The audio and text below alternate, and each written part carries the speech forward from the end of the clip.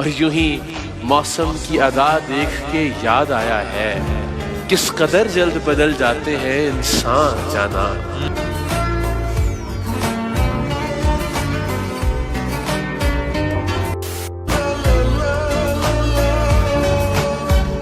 بسا لینا کسی کو دل میں، دل ہی کا کلیجہ ہے، پہاڑوں کو تو بس آتا ہے جل کر دور ہو جانا۔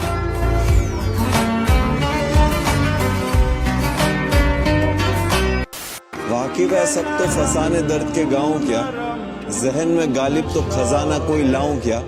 وہ کہتے چبھتے میرے لفظ انہیں بہت، چیر دے گی میری خاموشی چپ ہو جاؤں کیا۔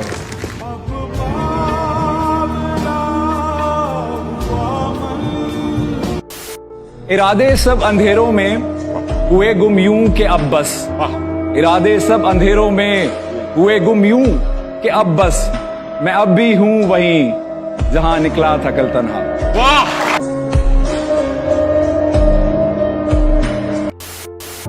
جب اسے پہلے پہل دیکھا تو یوں ہی سا لگا، پھر اچھا لگا، پھر بہت اچھا لگا۔ اس کے چہرے میں پسے پردہ ہیں کچھ ایسے نقوش، دل نے اسے جب بھی دیکھا بہت اچھا لگا۔